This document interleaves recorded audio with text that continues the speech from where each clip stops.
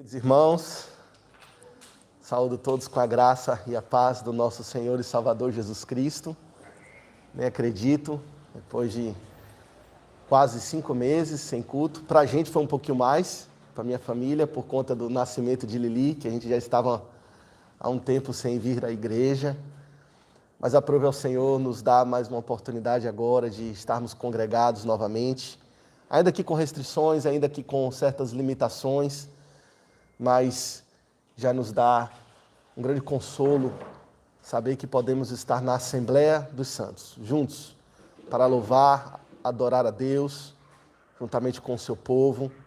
Eu quero também saudar os que estão nos acompanhando pela internet. Precisamos considerar que muitos não puderam estar, estão acompanhando aqui pelo celular, pela transmissão ao vivo. Espero que esteja funcionando bem. E assim, juntos, podemos então adorar a Deus.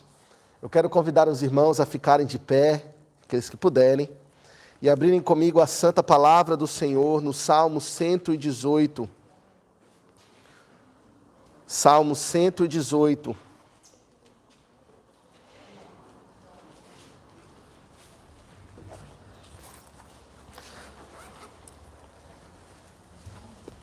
Vamos ler os versos de número 1 a 4.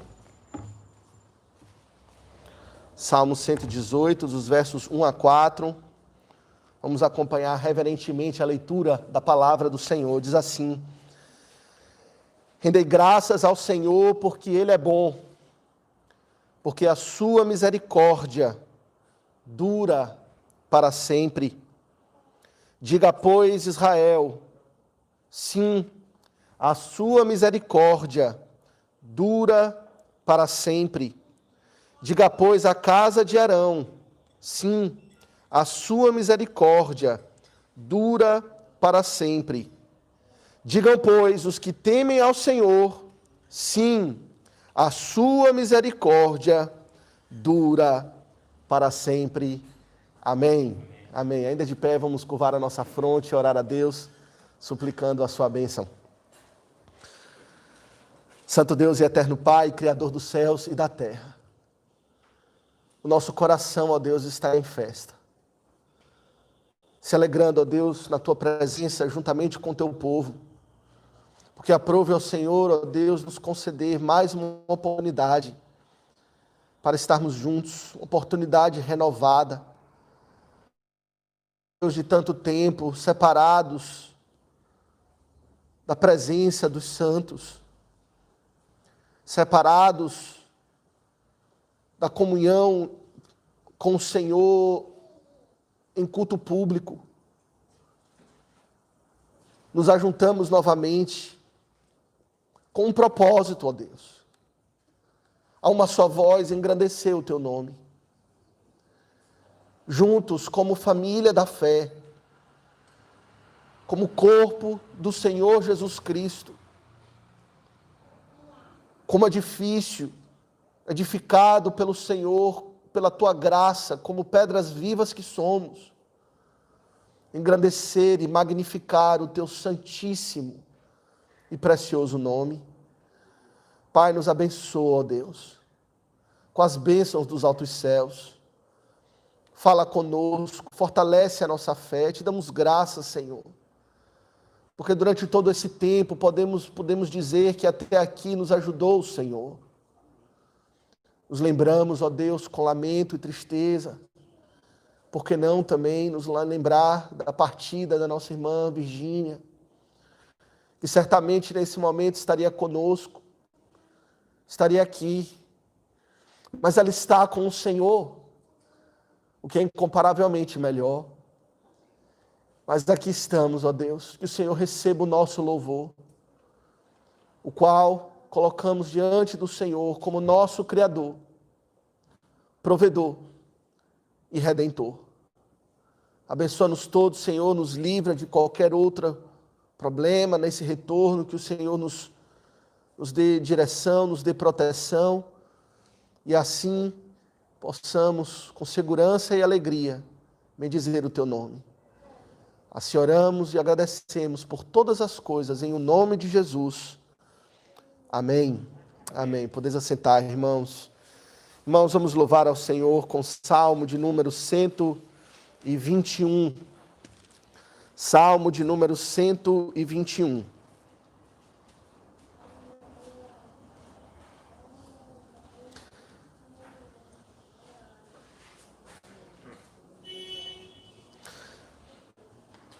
Salmo de número 121. Para os altos montes olharei e me pergunto assim: quem me socorrerá? Socorro de meu Deus terei, daquele que formou os céus e também a terra fez. Vamos cantar em louvor ao Senhor, Salmo de número 121. Para os altos montes olharei e me pergunto assim: quem me socorrerá? Socorro de meu Deus terei, daquele que formou os céus também a terra fez. Teu pé jamais resvalará, sempre te guardará, também te susterá. Não dorme aquele que te fez, alerta sempre ele estará, é o guarda de Israel. Teu protetor é Jeová, perto de ti está tua sombra, ele será. O dia não vai molestar, nem mal a noite causará, ele te guardará. Sim, guardará de todo mal, segura proteção ele promete dar. Tua alma sempre há de guardar, quando sair e quando entrar, agora e sempre. Amém. Queridos, vamos mais uma vez abrir a santa palavra do Senhor na carta aos Hebreus, no capítulo de número 12.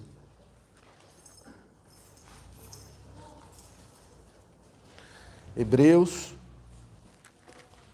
no capítulo de número 12. Mesmo assentados, porém com toda a atenção e reverência, vamos acompanhar a leitura da palavra do Senhor. Hebreus capítulo 12.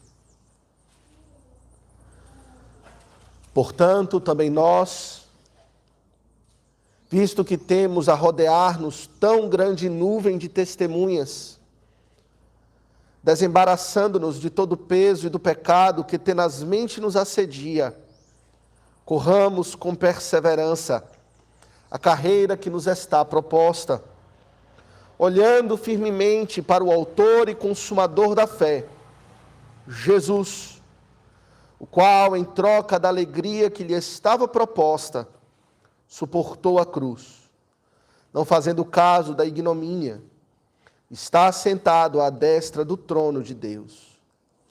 Considerai, pois, atentamente aquele que suportou tamanha oposição dos pecadores contra si mesmo, para que não vos fatigueis, desmaiando em vossa alma. Ora, na vossa luta contra o pecado, ainda não tendes resistido até ao sangue, e estáis esquecidos da exortação, que como a filhos discorre convosco. Filho meu, não menosprezes a correção que vem do Senhor, nem desmais quando por ele és reprovado, porque o Senhor corrige a quem ama e açoita a todo filho a quem recebe. É para a disciplina que perseverais. Deus vos trata como filhos. Pois que filho há que o pai não corrige?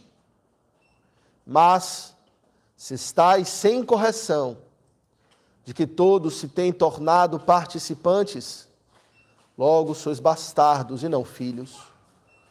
Além disso, tínhamos os nossos pais segundo a carne, que nos corrigiam e os respeitávamos.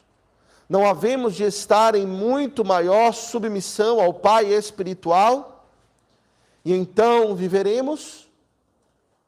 Pois eles nos corrigiam por pouco tempo, segundo melhor lhes parecia.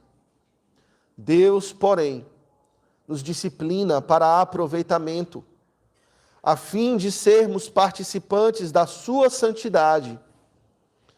Toda disciplina com efeito no momento não parece ser motivo de alegria, mas de tristeza. Ao depois, entretanto, produz fruto pacífico aos que têm sido por ela exercitados, fruto de justiça. Por isso, restabelecei as mãos descaídas e os joelhos trôpegos, e fazei caminhos retos para os pés, para que não se extravie o que é manco, antes seja curado. Segui a paz com todos e a santificação, sem a qual ninguém verá o Senhor. Atentando diligentemente porque ninguém seja faltoso, separando-se da graça de Deus, nem haja alguma raiz de amargura que brotando vos perturbe, e por meio dela muitos sejam contaminados. Nem haja algum impuro ou profano como foi Esaú, o qual, por um repasto, vendeu o seu direito de primogenitura.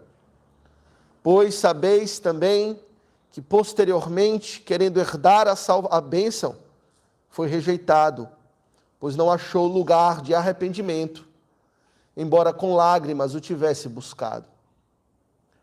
Ora, não tendes chegado ao fogo palpável e ardente, e à escuridão, e às trevas, e à tempestade, e ao clangor da trombeta, e ao som de palavras tais que quantos o ouviram suplicaram que não se lhes falasse mais, pois já não suportavam o que lhes era ordenado. Até um animal se tocar o monte, será apedrejado. Na verdade, de tal modo era horrível o espetáculo que Moisés disse: sinto-me aterrado e trêmulo. Mas tendes chegado ao monte Sião, e à cidade do Deus vivo, a Jerusalém celestial, e a incontáveis hostes de anjos, e a universal assembleia, e igreja dos primogênitos arrolados nos céus, e a Deus, juiz de todos, e aos espíritos dos justos aperfeiçoados, e a Jesus, o mediador da nova aliança, e ao sangue da aspersão que fala coisas superiores ao que fala o próprio Abel. Tende cuidado, não recuseis ao que fala, pois se não escaparam aqueles que recusaram ouvir quem divinamente os advertia sobre a terra, muito menos nós, os que nos desviamos daquele que dos céus nos adverte, aquele cuja voz abalou então a terra. Agora, porém, ele promete dizendo: ainda uma vez por todas farei abalar, não só a terra, mas também o céu. Ora, esta palavra, ainda uma vez por todas, significa a remoção dessas coisas abaladas, como tinham sido feitas, para que as coisas que não são abaladas permaneçam. Por isso, recebendo nós um reino inabalável, retenhamos a graça, pela qual sirvamos a Deus de modo agradável, com reverência e santo temor, porque o nosso Deus é fogo consumidor. Amém. Que o Senhor abençoe ricamente a leitura da sua santa palavra. Irmãos, vamos mais uma vez curvar a nossa fronte e orar ao Senhor, suplicando a sua bênção.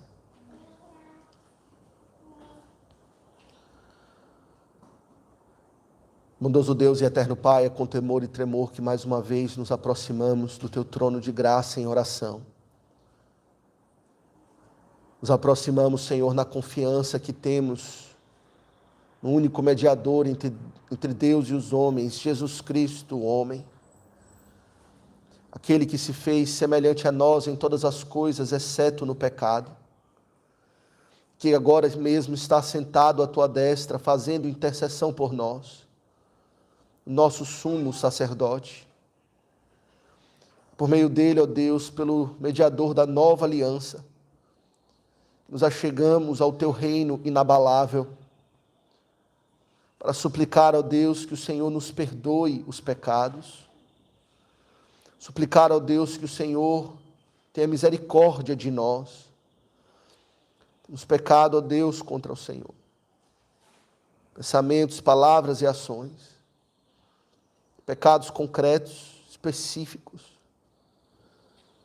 E cada um de nós, ó Deus, pode agora mesmo relembrar pecados que cometemos na nossa privacidade, no nosso pensamento, pecados que cometemos até mesmo em público. Ó Senhor, lava-nos no sangue do Cordeiro e ficaremos mais alvos do que a neve. Queremos suplicar, ó Deus, a Ti não apenas o perdão, o qual sabemos que existe em grande abundância para nós, no Senhor, pois onde abundou o pecado, superabundou a Tua graça. Mas suplicamos a Ti também, ó Deus, que nos conceda o Teu Santo Espírito, nos encha da Tua palavra, ó Deus, nos reveste com a bênção santificadora do Teu Santo Espírito, para que, libertos da culpa do pecado, possamos agora andar em novidade de vida, uma vida voltada para o Senhor, vida dentre os mortos, em santidade e graça.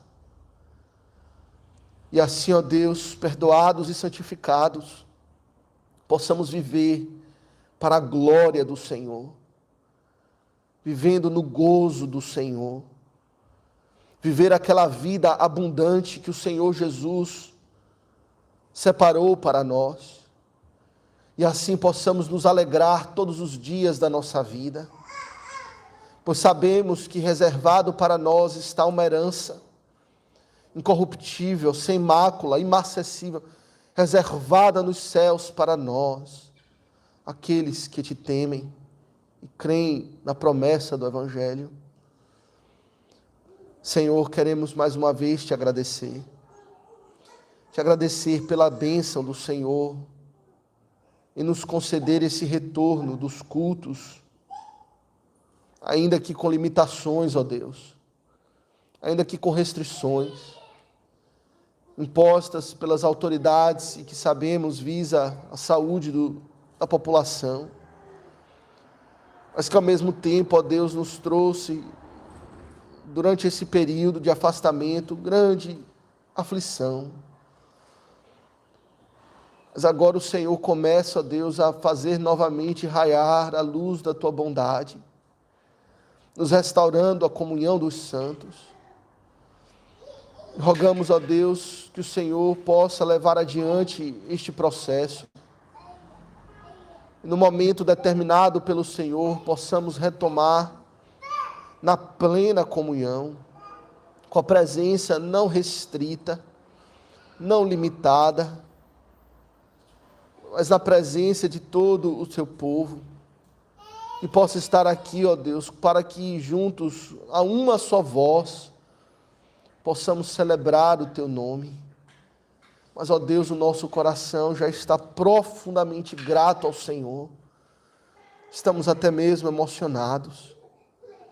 E tudo isso, ó Deus, nos remete para a esperança que temos de um dia estarmos com o Senhor nos céus, sem nenhuma restrição, sem nenhuma limitação, sem nenhuma separação, onde estaremos, ó Deus, unidos a todos os povos, de todas as línguas, todas as tribos, todas as nações, todos os teus eleitos, resgatados e reunidos pelos teus santos anjos, os ceifeiros. E assim, ó Deus, juntamente com a presença viva, real, física, visível do Senhor Jesus, possamos magnificar o teu nome em um santo coro, do número daqueles que são mais numerosos do que as areias do mar.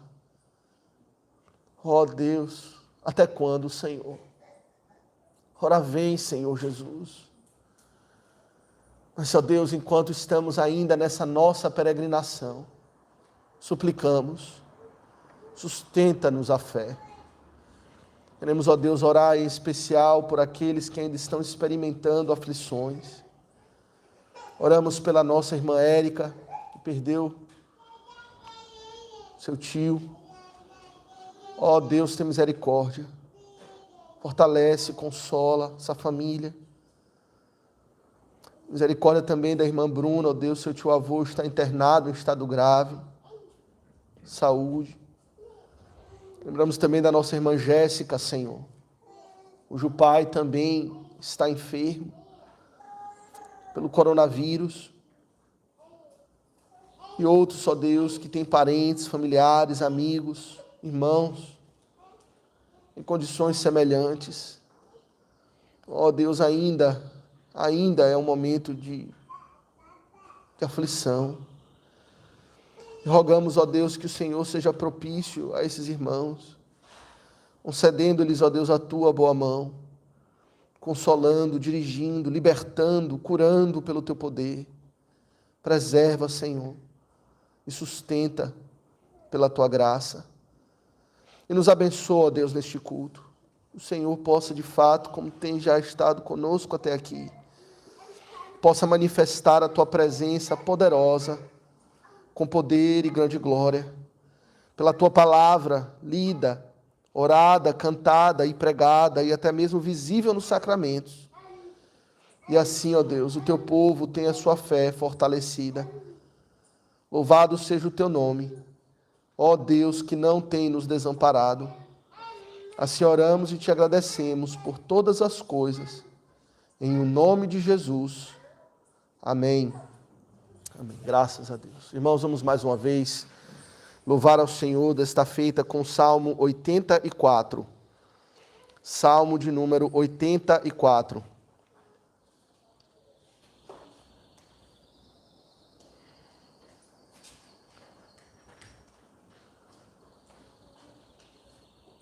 Salmo 84.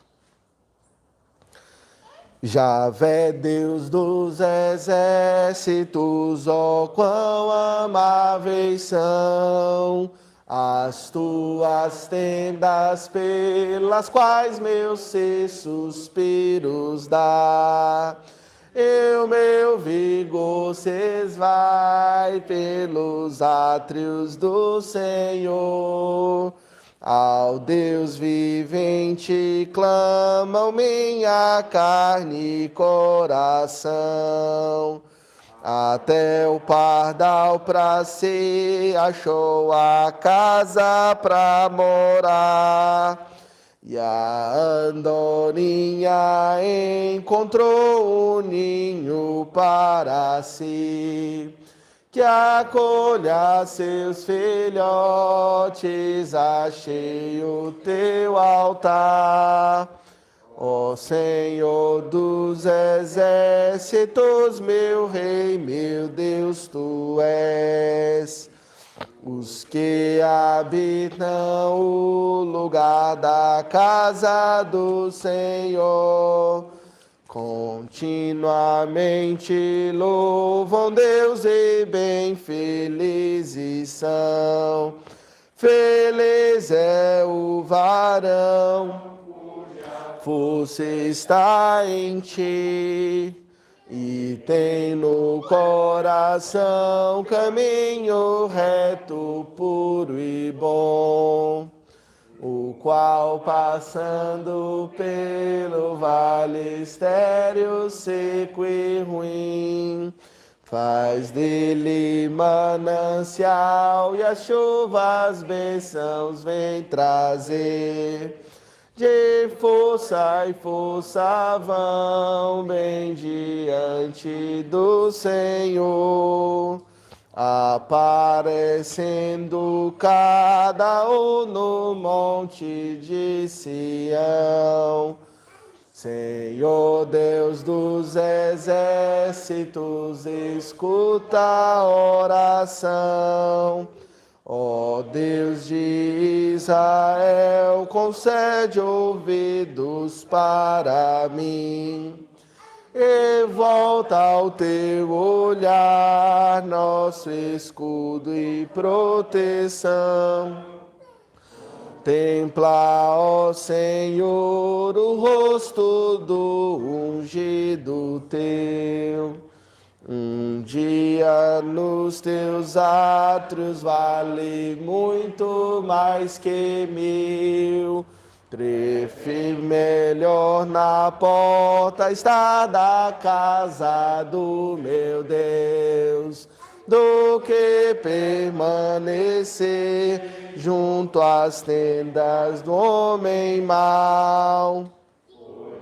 Senhor Javé, nosso sol e proteção, dá graça e glória ao Senhor, pois Ele nenhum bem sonega aos homens que estão trilhando a retidão. Javé, Senhor das hostes, feliz é o homem que em ti confia para sempre, ó Deus de Israel. Amém. Graças a Deus. Convido os irmãos a abrirem comigo a santa palavra do Senhor para a pregação nesta manhã, hoje excepcionalmente no livro dos Salmos, no Salmo de número 122. De fato, hoje é uma ocasião especial, uma ocasião de celebração, de alegria e contentamento na presença do Senhor. Por isso, vamos considerar uma passagem que nos remete à experiência de cultuar a Deus em toda a sua profundidade, em toda a sua alegria, com as razões espirituais que a palavra de Deus nos apresenta. E vamos então, assim, considerar o Salmo 122 nesta manhã. Mesmo assentados, porém com atenção e reverência, vamos ouvir a leitura da palavra do Senhor. Salmo de número 122. Cântico de romagem de Davi. Alegrei-me quando me disseram: vamos à casa do Senhor. Pararam os nossos pés junto às portas, ó Jerusalém. Jerusalém, que estás construída como cidade compacta, para onde sobem as tribos do Senhor, como convém a Israel, para renderem graças ao nome do Senhor. Lá estão os tronos de justiça, os tronos da casa de Davi. Orai pela paz de Jerusalém. Sejam prósperos os que te amam. Reine paz dentro de teus muros e prosperidade nos teus palácios. Por amor dos meus irmãos e amigos, eu peço, haja paz em ti. Por amor da casa do Senhor nosso Deus, buscarei o teu bem. Amém. Que o Senhor abençoe a leitura da sua palavra. Vamos mais uma vez orar a Deus, suplicando o auxílio dos altos céus, a iluminação do Espírito Santo na compreensão e aplicação da palavra de Deus aos nossos corações. Santo Deus e Pai, estamos diante da tua palavra, ó Deus, congregados, reunidos, para te bendizer, para celebrar o teu nome como temos feito. Mas, ó Deus, acima de todas as coisas, queremos ouvir a tua voz de graça, a tua voz que nos comunica a tua bondade, que é sem fim. Ouvir do teu Filho, Jesus Cristo, o Cordeiro de Deus que tira o pecado do mundo, aquele que é o príncipe da paz. E assim, ó Deus, rogamos dos altos céus que o Senhor traga sobre nós um derramamento do teu Espírito Santo, para que todos a uma possamos testemunhar e dizer que o Senhor verdadeiramente esteve conosco. E assim, no falar e no ouvir, possamos fazê-lo com fé no Senhor, convictos de que a tua palavra é fiel e verdadeira, e que ela, ó Deus, possa produzir em nós os frutos dignos de arrependimento para a glória do Senhor. Ó Deus, nos abençoa como o Senhor tem de fato nos abençoado. Assim oramos e te agradecemos. Em o nome de Jesus. Amém. Congregação do Senhor Jesus Cristo, o que lhe causa alegria? O que lhe causa grande excitação? O que poderia ser dito a você que faria o seu coração imediatamente acelerar de alegria e de regozijo e felicidade? Ora, pode ser tantas coisas, não é? Aqueles que estão no mundo podem se alegrar ao ouvir dizer: você ganhou na loteria. Você agora é possuidor de uma riqueza incalculável. Isso certamente faria o coração de uma pessoa bater mais forte. Ou talvez uma mãe que chegasse, uma esposa que chegasse para o seu marido e contasse para ele a grande surpresa: estou grávida, você vai ser papai. Isso traria também grande alegria e regozijo, não é? Coisas grandiosas como essas fazem o nosso coração se acelerar. Ou coisas pequenas que valorizamos pessoalmente e individualmente. Mas acima de todas as coisas, queridos, na condição de crentes no Senhor, na condição de lavados e redimidos pelo sangue do Senhor Jesus Cristo, uma das coisas que deve nos fazer causar grande alegria é ouvir dizer: vamos à casa do Senhor. De fato, nem sempre valorizamos esse privilégio que temos, não é? Por vezes, de fato, no nosso viver cotidiano, como era antes, considerávamos estar na presença do Senhor, na sua casa, com o seu povo, como algo meramente comum. Certamente nenhum de nós, no início desse ano, jamais imaginaria que este privilégio, um momento, seria tirado de nós. Que estaríamos por um tempo, até mesmo um tempo longo, como foi, privados da mesa do Senhor, do partir do pão, do cálice do Senhor, da comunhão dos santos, de juntos a uma só voz entoar louvores ao Senhor. Jamais imaginaríamos que isso nos seria tirado. Mas há males que vêm para bem, diz o Senhor. E nesse processo onde estávamos privados da presença do Senhor, do meio do culto público, certamente grande parte de nós todos nós tivemos tempo para refletir a respeito dos privilégios que nós temos, mas que nem sempre damos o valor devido. E que o nosso coração, de fato, possa se alegrar, e certamente se alegrou, quando pudemos finalmente dizer: vamos à casa do Senhor. É verdade que ainda não temos todos aqui. Não temos todos que podem estar aqui, alguns por questões de saúde, outros pelo limite até mesmo da quantidade de pessoas que podemos acomodar no espaço que temos, não puderam estar aqui, mas ainda assim, para nós é um motivo de grande e profunda alegria falar que estamos na presença santa e preciosa de Deus. O Salmo 122, portanto, é um salmo adequado, propício, para refletirmos a respeito deste privilégio, de adorar a Deus juntamente com o seu povo. E é exatamente sobre isso que o salmista fala neste salmo. Na antiga aliança, quando ele, juntamente com o povo de Deus, seguia em procissão para Jerusalém, para adorar o Senhor, eles iam com grande alegria.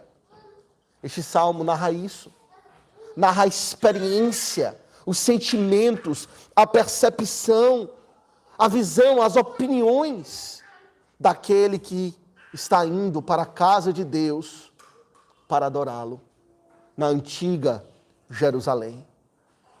Existem alguns que irão dizer que esse salmo não é um salmo para nós, povo da nova aliança, para a igreja do Deus vivo.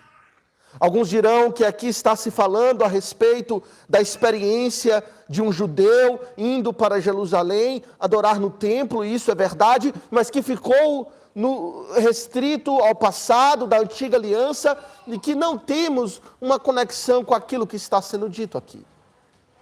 Mas esse não é o nosso entendimento.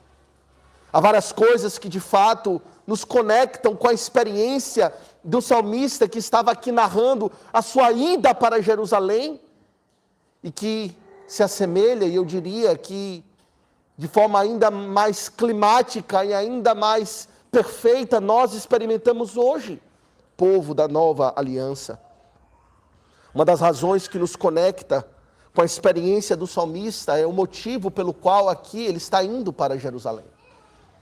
Esse salmo é um dos chamados salmos de degraus, que estão aqui no livro dos Salmos, que fala da ida do povo em peregrinação para Jerusalém. E eles iam pelo menos 3 vezes ao ano para celebrar festas santas e sagradas estabelecidas pelo Senhor. 3 vezes ao ano eles iam para Jerusalém, para celebrar a Páscoa, para celebrar a festa de Pentecostes das semanas e para celebrar a festa dos tabernáculos. Eram celebrações santas que o Senhor tinha estabelecido na sua lei e que o povo deveria observar, e todo Israel, todo o povo de Deus espalhados por todo o território, as cidades, os povoados, deveria nessas ocasiões subir em peregrinação para Jerusalém e lá se reunir. E o que são essas festas? Senão tipos de Cristo Jesus, daquele que viria e consumaria todas as coisas que essas festas de fato apontaram. Eles subiam para celebrar a Páscoa que diz respeito da redenção por meio do Cordeiro de Deus que foi imolado e que tira o pecado do mundo. Eles subiam para celebrar Pentecostes, um momento onde é a celebração da consumação das bênçãos do Senhor, que representou o nascedouro da igreja, quando o Espírito foi derramado sobre nós. Eles subiam na festa dos tabernáculos, para celebrar que Deus providencialmente cuidou deles durante a peregrinação do deserto, e tudo isso é uma celebração daquele que cuida de nós durante a nossa jornada, durante essa vida, da condição de pecado até a consumação de todas as coisas, quando o Senhor voltar. A própria razão do salmista estar aqui juntamente com o povo de Deus adorando é uma razão que diz respeito na sua consumação à vinda do Senhor Jesus Cristo. Mas o que nos liga, meus irmãos, a este salmo não é apenas as festas celebradas aqui, mas eu diria o próprio lugar de Jerusalém, o qual aqui o salmista tem o seu foco, nos liga de uma forma muito, muito íntima e especial.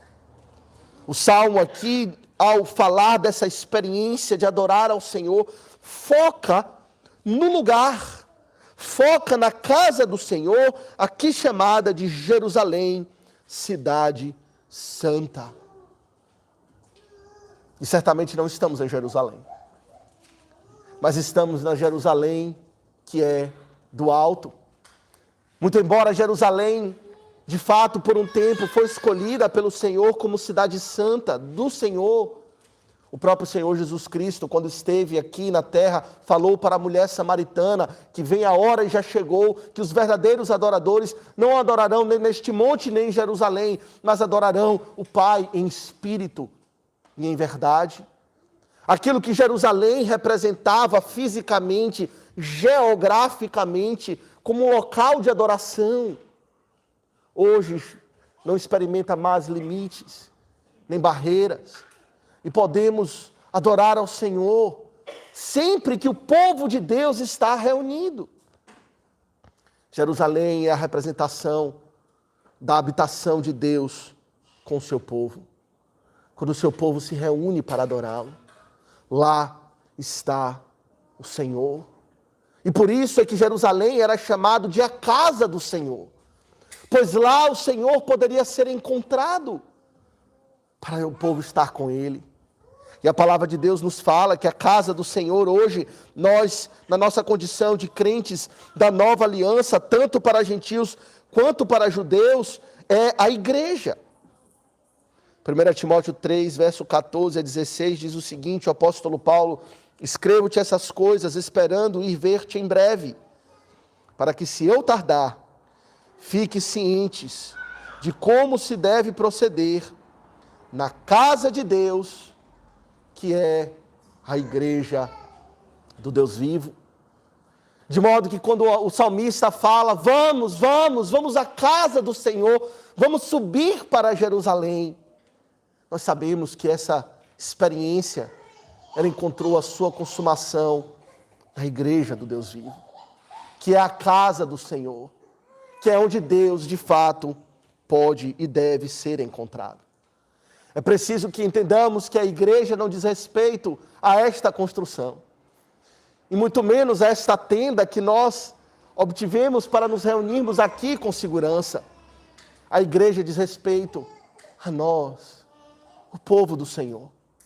A igreja, ela é erigida com pedras vivas, almas que foram salvas pelo Senhor e umas colocadas juntas às outras pela liga do Espírito Santo e do Evangelho, são assim fortalecidas para juntos serem erigidos para formar a habitação de Deus.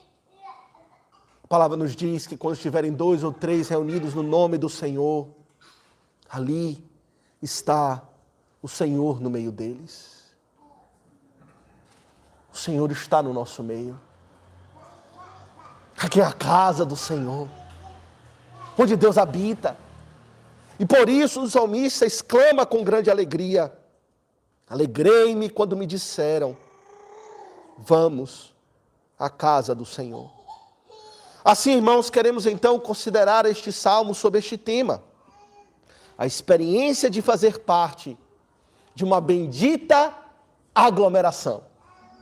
A aglomeração dos santos, que se reúnem e se juntam para um propósito de louvar a Deus. E ele expressa aqui pelo menos 3 pontos, 3 pensamentos que queremos enfatizar. Primeiro, a sua experiência de alegria. A sua experiência, em segundo lugar, de admiração. E em terceiro lugar, a sua oração em favor da casa do Senhor. Alegria, admiração e, por último, a sua oração. Queridos, a primeira coisa que temos nesse salmo é este versículo que todos conhecemos e talvez até as crianças também de cor, não é? Ele falando da sua alegria e do seu regozijo. Alegrei-me quando me disseram, vamos à casa do Senhor. Ir para Jerusalém não era meramente uma experiência de uma identidade nacional, de se reunir com seus compatriotas para celebrar a sua identidade judaica e nacional. Ir para Jerusalém era estar com Deus, na presença de Deus. Eles sabiam que essa experiência não diz respeito meramente a uma questão étnica, mas uma questão eminentemente espiritual, pois ele diz: alegrei-me quando me disseram, vamos à casa do Senhor. É interessante considerar que o Senhor tem uma casa, não é? Eu pergunto às crianças que aqui estão conosco, Deus tem uma casa onde Ele mora? Será que Deus está restrito a algum lugar? Nós sabemos que não. Onde está Deus? Deus está em todos os lugares. E de fato, por um lado, sim, de fato, Deus, Ele enche todas as coisas. Até mesmo as profundezas do mar. O Senhor está em todos os lugares. Porém, como podemos entender que Deus tem uma casa, se Deus está em todos os lugares? Queridos, a verdade é que sim, embora Deus esteja em todos os lugares, isso não significa que Deus se manifesta em todos os lugares. Existem lugares onde Deus está, onde a sua presença não é percebida, a sua presença não é reconhecida, pois Deus não se manifesta ao homem. Eu diria que a grande maioria dos lugares que existem, das nossas escolas, dos nossos ambientes de trabalho, infelizmente a maioria de muitos lares, que vivem completamente alheios à presença de Deus, alheios ao fato de que Deus está ali. E a verdade é que Deus ali não escolheu para se revelar. Existem lugares que Deus se revela sim, mas Ele se revela no seu desfavor, se revela na sua ira. Onde a presença de Deus não é bem vista, não é desejada, pois quando Ele se manifesta para julgar e para condenar. Alguns já disseram que o grande problema do inferno é a própria presença de Deus. Pois lá no inferno Deus se manifesta na sua ira e na sua justa condenação daqueles que rejeitaram o seu Filho. Mas existe aquilo que a Bíblia chama de a casa do Senhor. A casa do Senhor, queridos, é aquele lugar onde Deus se manifesta graciosamente. Onde Deus escolheu estabelecer como um local, um ambiente adequado para Ele se revelar na condição de quem Ele verdadeiramente é. Onde Ele exerce o seu prazer, que é ter misericórdia de pecadores. E por isso, queridos, é tão deleitoso ir onde Deus se revela, para a casa do Senhor, pois lá poderíamos conhecê-lo nos seus atributos mais gloriosos, nos seus atributos inefáveis. Saber que Ele é Deus perdoador, que Ele é Deus misericordioso. É aqui, é na igreja do Senhor, que ouvimos a voz de Deus nos dizer: amados, estão perdoados os vossos pecados. Da voz do Evangelho. Era esse o sentimento do salmista. Isso fica evidente quando olhamos outros salmos. Por exemplo, abra comigo o Salmo 63.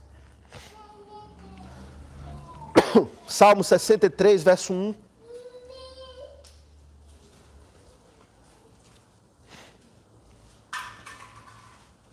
Salmo 63, verso 1, o salmista diz o seguinte: ó Deus, Tu és o meu Deus forte, eu Te busco ansiosamente, a minha alma tem sede de Ti, o meu corpo Te almeja, como terra árida, exausta, sem água, assim eu Te contemplo no santuário. Para quê? Para ver a Tua força e a Tua glória, porque a Tua graça é melhor do que a vida. Os meus lábios Te louvam. Aqui está a explicação do salmista, porque ele deseja tanto e se alegra tanto em estar com ansiedade de alma na presença do Senhor, porque eu sou seco e o Senhor é para mim uma fonte a jorrar para a vida eterna. Em outras palavras, porque eu sou pecador e lá a graça do Senhor abunda. E lá eu ouço mais uma vez que o Senhor é rico para com pecadores como nós, e nos perdoa, e nos guia a toda a verdade. não apenas nos perdoa, mas nos transforma. É na casa do Senhor que a sua palavra é proferida com poder e transforma vidas. O profeta Isaías falou sobre isso no seu 2º capítulo. Veja, Isaías no capítulo 2. Inclusive, já profetizando a ideia de que a casa do Senhor não seria um lugar apenas para o povo judeu, mas para os povos de todas as nações. Veja o que ele diz, Isaías no capítulo 2, verso 1. Isaías capítulo 2, verso 1, nós lemos o seguinte: palavra que em visão veio a Isaías, filho de Amós, a respeito de Judá e Jerusalém.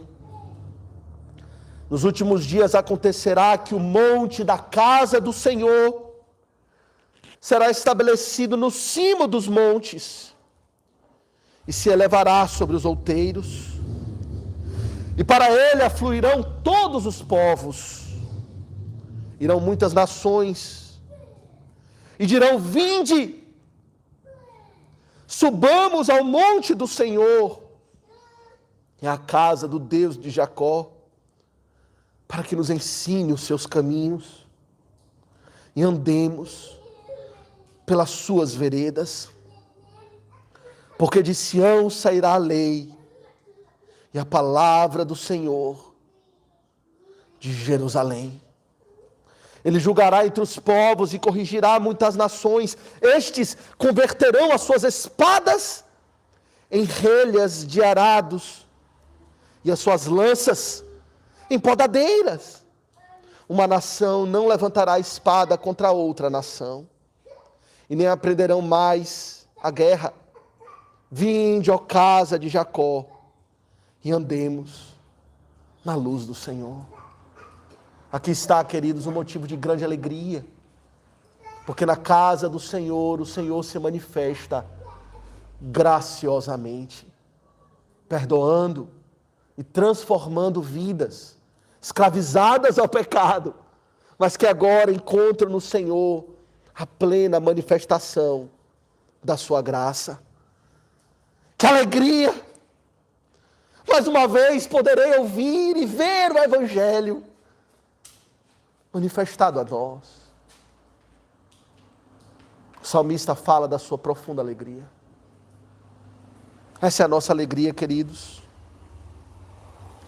Será que quando experimentamos essa comunhão do Senhor, que não é apenas individualizada, veja, mas é coletiva, alegrei-me quando eu fui para a casa do Senhor? Não, alegrei-me quando me disseram: vamos juntos. Em outras palavras,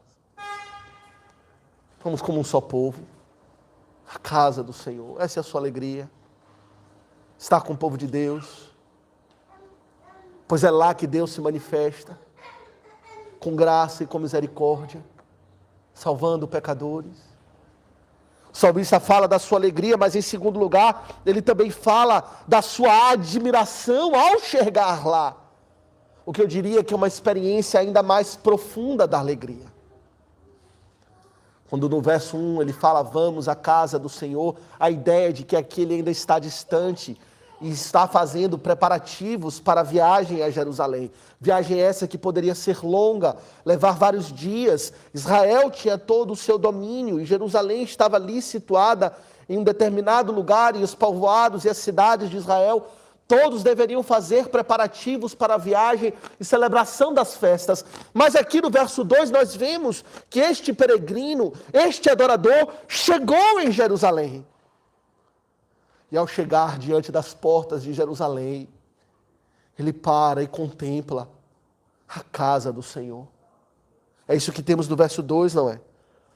Pararam os nossos pés junto às tuas portas, ó Jerusalém.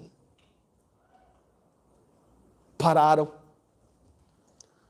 Depois de uma jornada, aqui estamos, finalmente chegamos. Queridos, a alegria daquele salmista ao ouvir falar de que ele poderia ir para a casa do Senhor, de fato o leva a ir à casa do Senhor.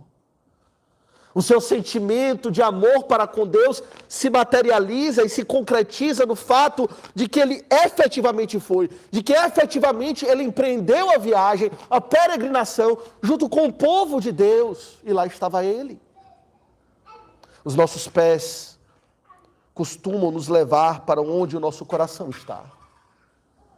E se o coração do salmista estava na casa do Senhor, os seus pés foram para lá. Existem aqueles que têm os seus pés sendo levados para a tenda da perversidade, diz a palavra de Deus, cujos pés se apressam para derramar sangue e para consumir as coisas dessa vida, porque os seus caminhos, o seu desejo, a sua alegria está nas coisas dessa vida, mas aquele que de fato diz que ama a Deus, ele vai para a presença de Deus. É triste considerar que muitos dizem amar a Deus, que dizem que de fato se alegram com o Senhor e na presença do Senhor, mas não se encaminham para lá. O salmista de fato ele foi. Ele se alegrou pela ideia de ir. E ele foi. E ao chegar lá, antes de entrar na presença do Senhor, por um momento ele para e contempla em admiração a casa do Senhor. Veja o que lemos aqui no verso 2: pararam os nossos pés junto às tuas portas, ó Jerusalém. Jerusalém que estás construída como cidade compacta. Essa é a primeira, observe queridos, essa é a primeira coisa que aquele adorador peregrino notou, observou ao chegar em Jerusalém. Ele olhou o aspecto da cidade e ele viu, aqui está uma cidade construída bem compacta. O que isso quer dizer? Uma cidade compacta.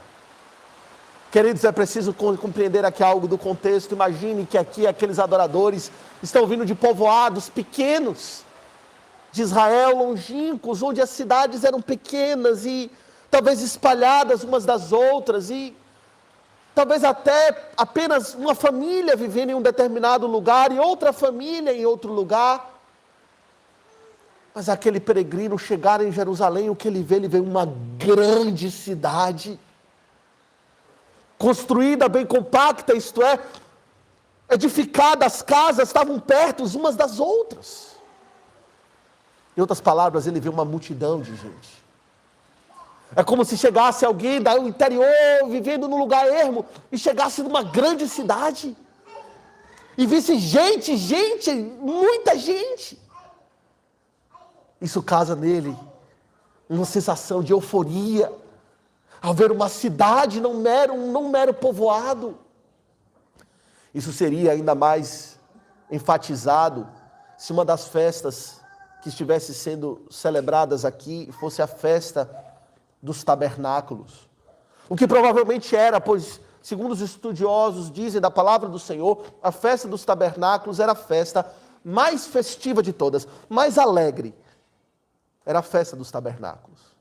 E nessa festa, Israel tinha a prescrição de que deveria habitar em tendas durante uma semana, para relembrar o tempo que peregrinaram no deserto, quando viveram em tendas, e Deus cuidou deles, ainda que tendo pouco. Era a festa dos tabernáculos. Imagine você chegando do interior de Israel, e vendo uma cidade grande, tenda para tudo quanto é lado, pessoas obedecendo a prescrição do Senhor, morando ali, por uma semana naquela tenda, e vendo gente, vendo uma bendita aglomeração. Essa é a primeira coisa que traz alegria a ele. É ver que ele não está isolado no serviço do Senhor, que ele não serve a Deus isoladamente, individualmente, sentindo-se só, mas que existe uma multidão daqueles que de fato amam a Deus. Muitas vezes nos sentimos sós, não é? A nossa caminhada cristã. Talvez você se sinta só no seu ambiente de trabalho. Eu sou o único crente lá. Um ambiente ímpio. Um ambiente daqueles que não amam ao Senhor, não tem temor pelo Senhor. Sua escola, seu condomínio. E quando você chega na igreja, o que você vê? Uma cidade compacta. Infelizmente aqui não estamos bem compactados. Estamos espaçados. Por uma restrição temporária. Mas a figura aqui, meus irmãos, de uma cidade compacta, entenda, é a figura da unidade. Da igreja vivendo como um só povo. Tendo uma só esperança. Tendo um só foco. E é isso que de fato constitui a casa de Deus. É a celebração ou assembleia dos santos do Senhor. E assim o salmista se alegra e se empolga ao perceber e ver esta bendita aglomeração em uma santa unidade. Queridos, assim deve ser a igreja do Deus vivo. Independente do número de crentes que façam parte da nossa igreja, se é uma igreja pequena ou se é uma mega igreja, como alguns assim se referem a igrejas grandes, independente disso, devemos experimentar a verdadeira unidade. Viver como um só povo, tendo uma só esperança, uma só fé, um só batismo, um só espírito. Vivendo em harmonia, lutando juntos pela fé evangélica, como diz o apóstolo Paulo, escrevendo aos Filipenses. Unidade traz alegria.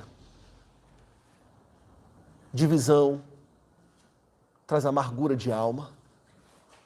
A visão que aquele salmista teve ao chegar em Jerusalém, daquele adorador, não foi de uma cidade segregada, em guetos, separados ou facções, mas eles veem um só povo.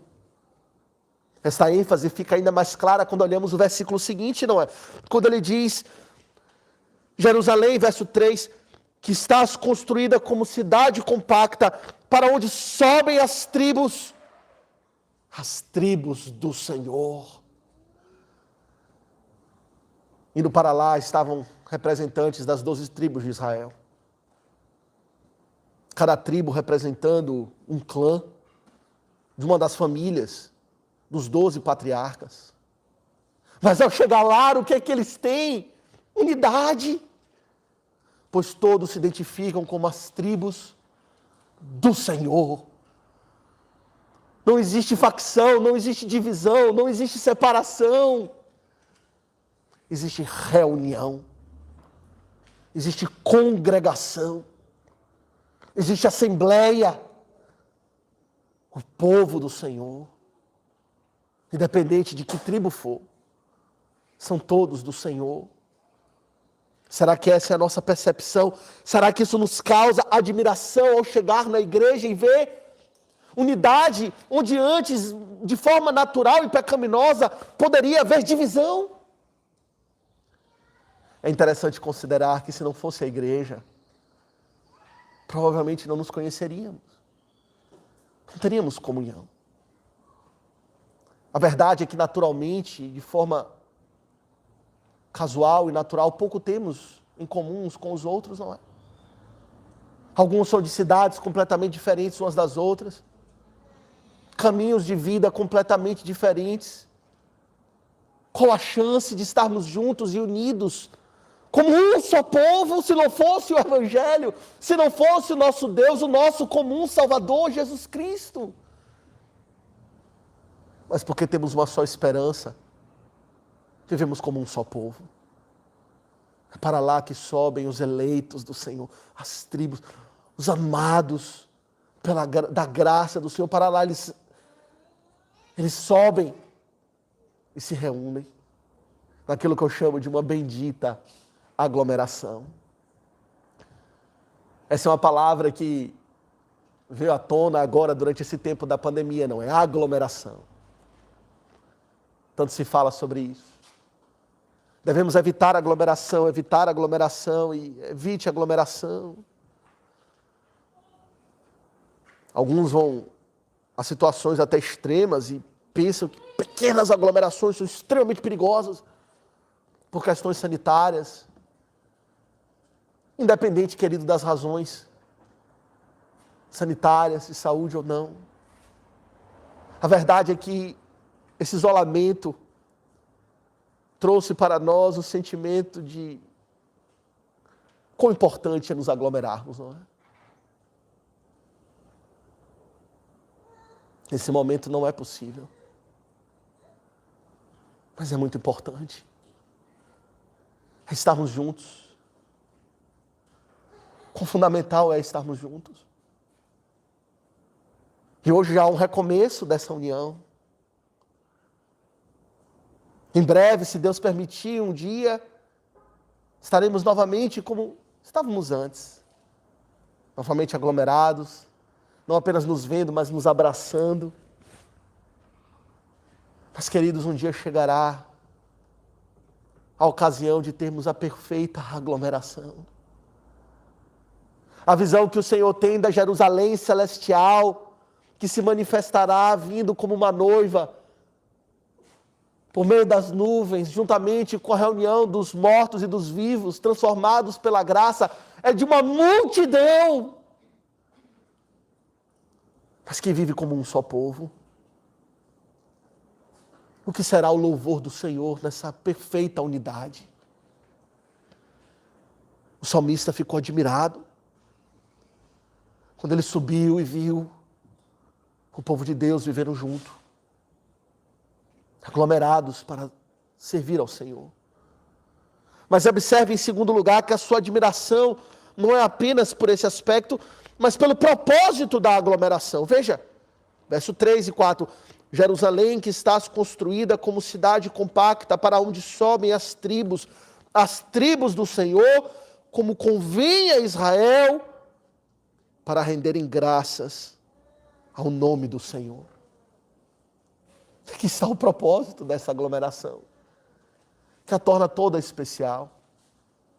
Existem várias aglomerações que não estão podendo acontecer neste momento e que talvez cause excitação e empolgação a muitas pessoas. A própria escola, ou um jogo de futebol, de fato é excitante. Você está no estádio e vê multidão cantando e celebrando um jogo e se arrepiando pelaquela multidão. Mas o que torna essa aglomeração especial aqui? É o propósito dela, não é?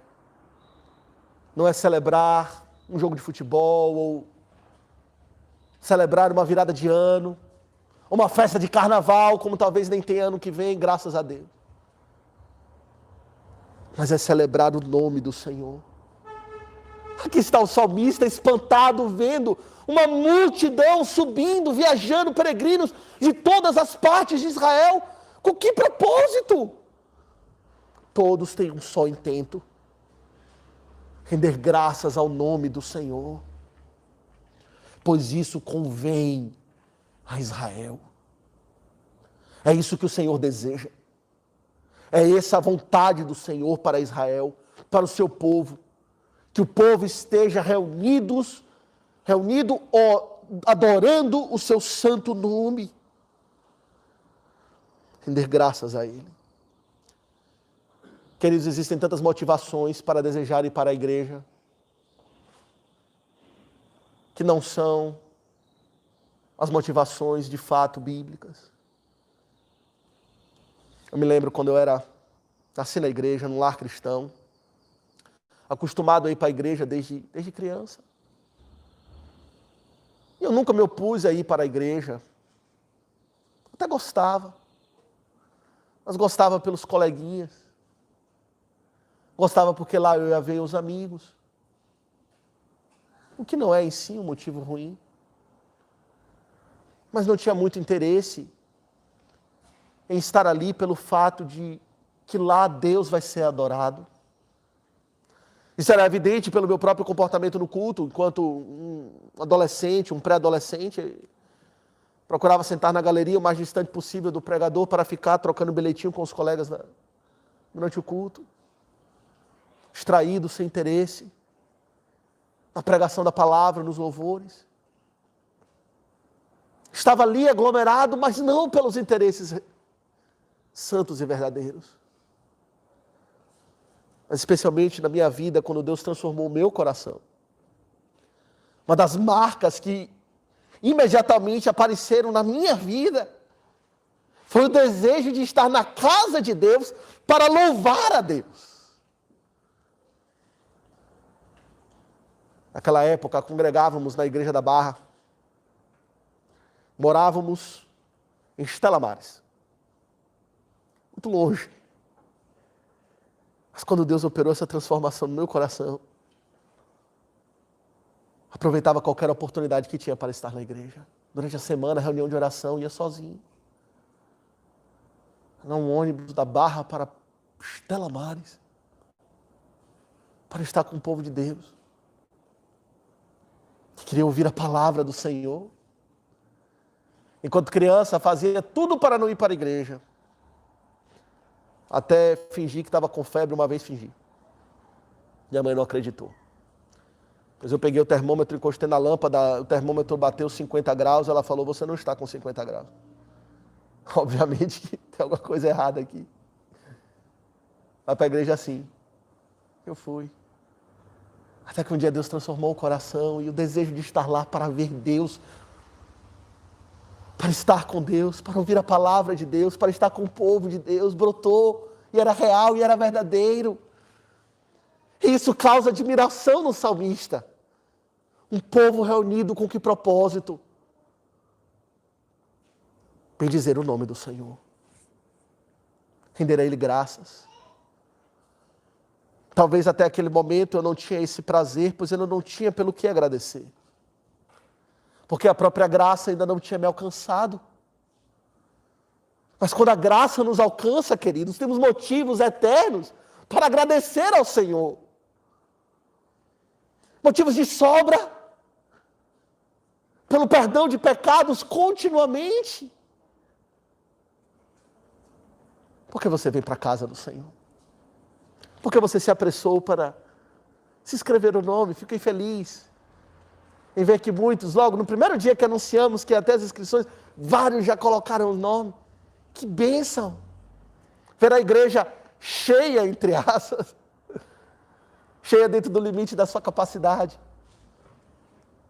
Mas com que motivação? Com que propósito? Para render graças ao nome do Senhor. Pela sua obra de salvação na sua vida. O salmista via aqui está o povo de Deus reunido para isso. Mas há um terceiro ponto que causa a ele admiração, veja. Ele vê o povo de Deus. Ele vê o povo de Deus reunido para adorar ao Senhor. Mas ele vê também, verso 5, os tronos de justiça. Os tronos da casa de Davi.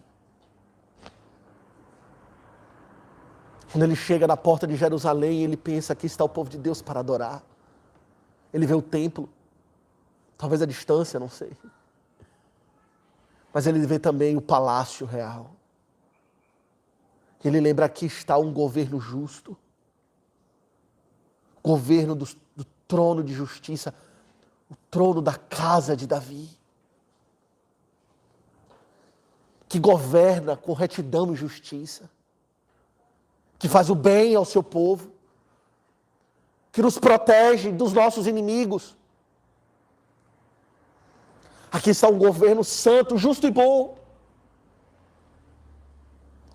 Os tronos da casa de Davi, queridos, representam o sacerdócio, ou melhor, o ofício de Cristo como rei.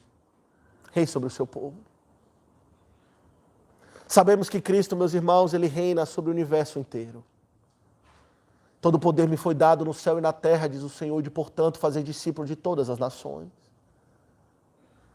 Mas Ele governa na condição favorável de rei sobre a igreja, sobre o seu povo. Na casa do Senhor, que podemos dizer, lá estão os tronos de justiça, os tronos de Davi, o filho de Davi, entronizado, sentado à destra do Pai, com poder e grande glória, que venceu os inimigos. Em outras palavras, aqui eu estou protegido. Aqui eu estou cuidado. Cuidado pelo Rei dos Reis. Protegido pelo Senhor dos Senhores. É aqui que eu tenho certeza que nem mesmo as portas do inferno poderão me destruir.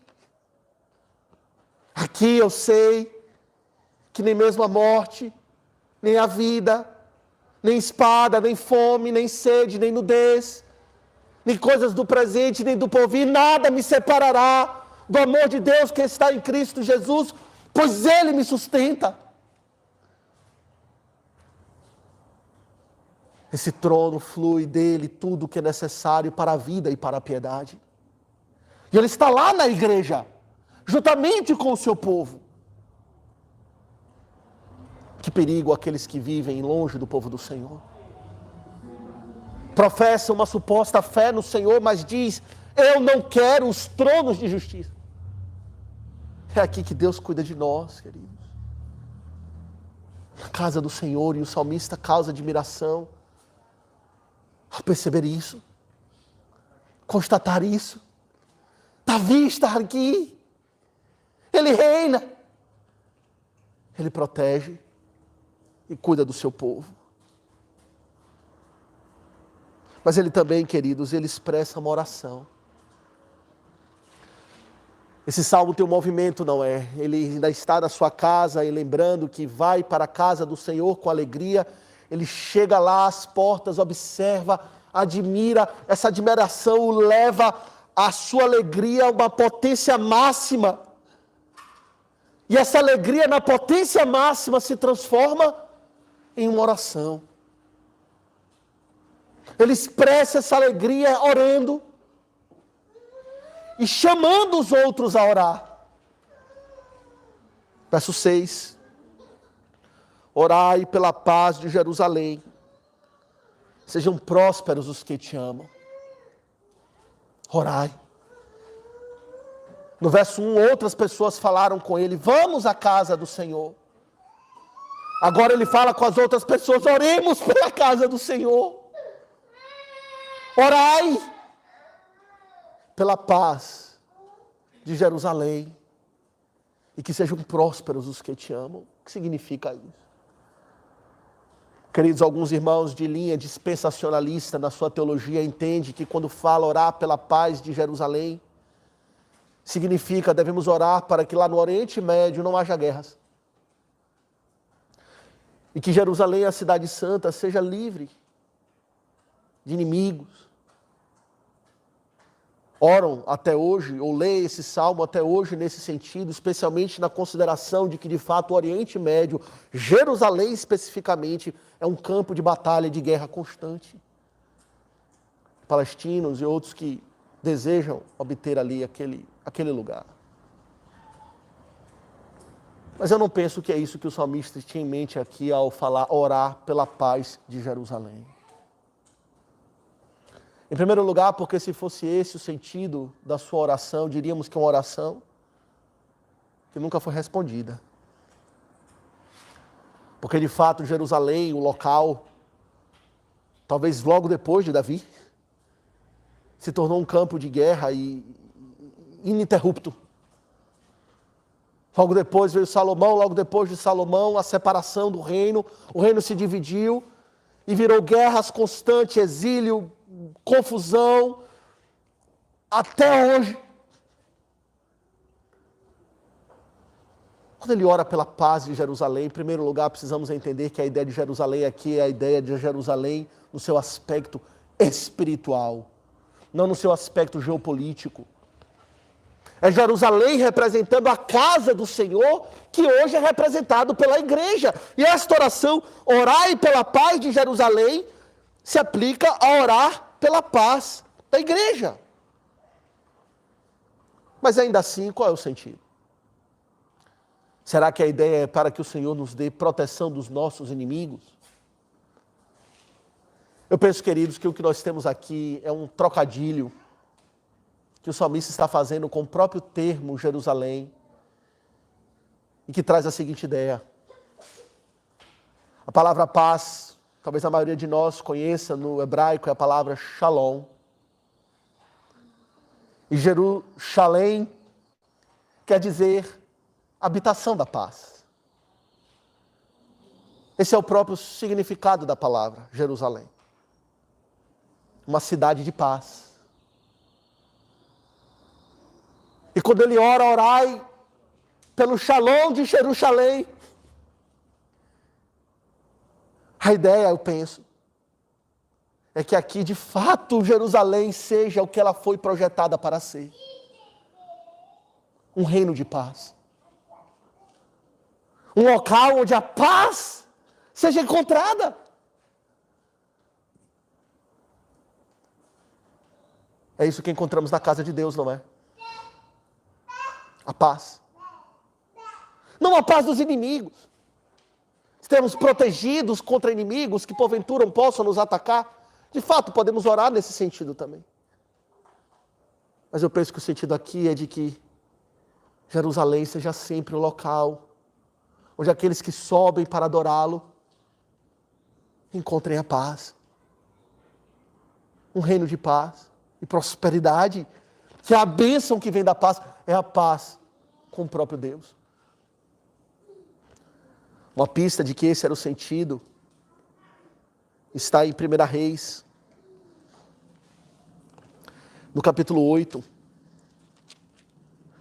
Esse Salmo 122 é um salmo de Davi, mas logo depois de Davi veio Salomão, que edificou o templo. Até então, a casa do Senhor era um tabernáculo, era uma construção de tendas. E lá estava a Arca da Aliança. Mas Salomão substituiu, segundo a ordem de Deus, o tabernáculo pelo templo. Ele edificou o templo. E em 1 Reis, no capítulo 8, nós temos a cerimônia de consagração deste templo. E Salomão faz uma oração impressionante a partir do verso 22. No verso 26 e 27 ele diz o seguinte: ora agora também, ó Deus de Israel, cumpra-se a tua palavra que disseste a teu servo Davi, meu pai. Mas de fato habitaria Deus na terra? Ele mesmo questiona aí. Eis que os céus e até o céu dos céus não te podem conter, quanto menos esta casa que eu edifiquei. Atenta, pois, a oração do teu servo e para súplica ao Senhor meu Deus, para ouvires o clamor e a oração que faz hoje o teu servo diante de ti. E veja o que ele ora, o que ele pede, para que esteja associado àquele lugar. Verso 29. Para que os teus olhos estejam abertos noite e dia sobre esta casa, vigiando. Sobre este lugar do qual disseste, o meu nome estará ali. Para quê? Para ouvires a oração que o teu servo fizer neste lugar. Ouve, pois, a súplica do teu servo e do teu povo Israel, quando orarem neste lugar, ouve do céu, no lugar da tua habitação, ouve e perdoa.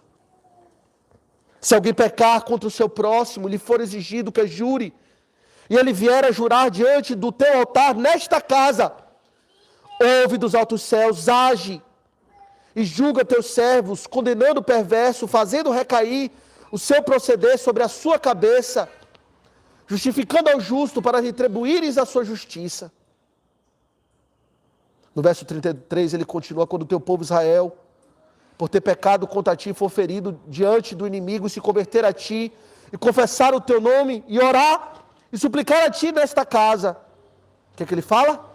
Ouve tu dos céus e perdoa o pecado do teu povo Israel.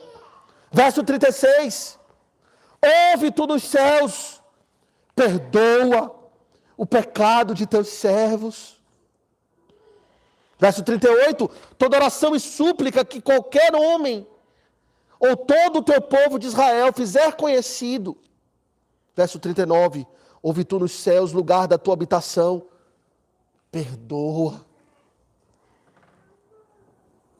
41, também ao estrangeiro que não for do teu povo de Israel, porém vier de terras remotas, por amor do teu nome. Verso 43, ouve tu nos céus, lugar da tua habitação, e faze tudo que o estrangeiro te pedir.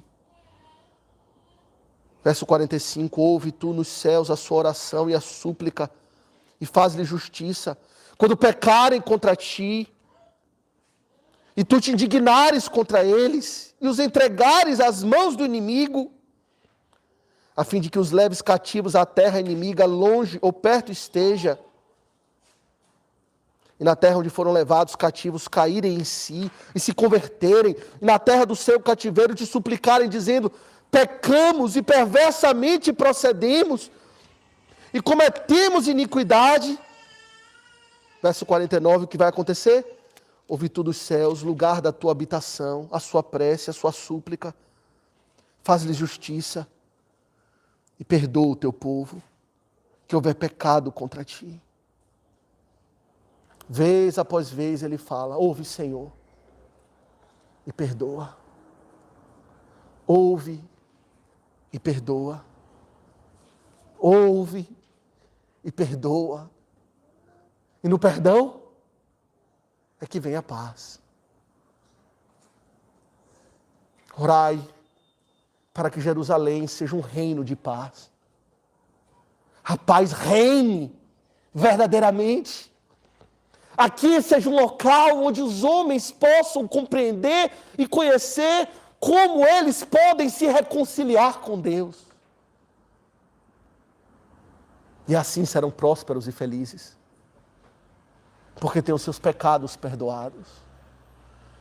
Eu diria, queridos, que essa oração, traduzindo para nós, povo da nova aliança, significa que devemos sempre orar.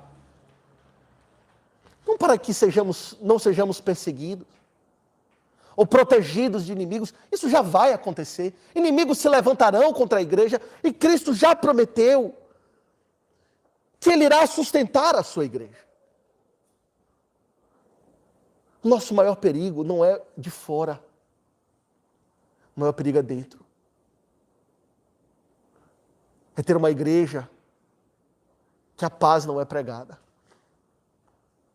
que o reino da paz não é anunciado,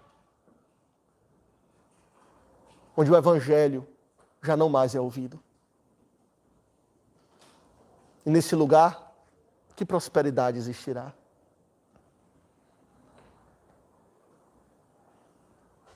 O apóstolo Paulo, em Efésios 6,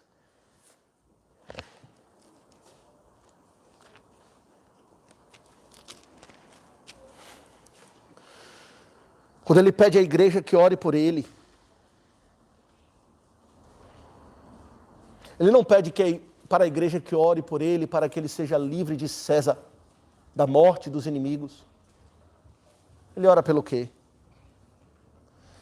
Efésios 6, a partir do verso 17, nós vemos o seguinte: tomai também o capacete da salvação e a espada do Espírito, que é a palavra de Deus, com toda oração e súplica, orando em todo o tempo no Espírito, e para isto vigiando, com toda perseverança e súplica por todos os santos, e também por mim. Para quê? Para que me seja dada no abrir da minha boca a palavra, para com intrepidez fazer conhecido o mistério do Evangelho, pelo qual sou embaixador em cadeias, para que em Cristo eu seja ousado no falar, como me cumpre fazê-lo. Uma Jerusalém sem a paz? Que proveito teremos em ir para lá? Em outras palavras, uma igreja sem evangelho, sem a mensagem de Cristo Jesus, que prosperidade terá para o homem sem a paz com Deus? Orai pela paz, para que reine a paz, para que o evangelho soe sempre de forma clara, cristalina, dos púlpitos, das Jerusalém celestiais que estão por aí, unidos uma só. E que o homem possa, indo para lá, encontrar a paz com Deus. Queridos, em conclusão, eu lhe pergunto: você sentiu saudade da igreja? Essa é a sua experiência? ligado ao povo de Deus, de alegria, de admiração, de satisfação, de gratidão, porque lá o Evangelho é anunciado? Ou será que realmente não nos importamos? O povo de Jerusalém não se importou. Nós sabemos o que aconteceu. Pouco tempo depois foram divididos e levados para o exílio, porque deram mais adoração a falsos deuses do que ao Deus que verdadeiramente reina em paz. E o Senhor os tirou de lá. Tirou deles aquilo que eles não valorizavam e foram levados para longe. Lá eles clamaram por um retorno. Que Deus foi gracioso. Depois de 70 anos, retornaram. Porque o Senhor é bom. Mas muitos não retornaram, morreram lá. No exílio, longe do Senhor. Que sentimento nós temos para com a casa do Senhor? Amamos as coisas do Senhor. Será que podemos dizer, como diz o salmista no Salmo 27, verso 4, uma coisa peço ao Senhor e a buscarei, que eu possa morar na casa do Senhor todos os dias da minha vida, para contemplar a beleza do Senhor e meditar no seu santo templo? Esse é o nosso desejo. Gostaria de concluir lendo um cântico de Guilherme Kerr, onde ele fala sobre a igreja com base em Atos 2. O título da música é Unidade e Diversidade. Ele diz o seguinte: da multidão dos que creram, era só um coração e a alma, uma só mente, uma semente, somente uma esperança brotando dentro da gente. Nosso era o pão de cada dia, nosso era o vinho, santa folia. O que se parte, reparte a própria vida. Galho ligado à parreira, vida em comum, verdadeira. Sempre grande poder, curas, milagres de Deus, sempre proclamação, Cristo o Senhor ressurgiu.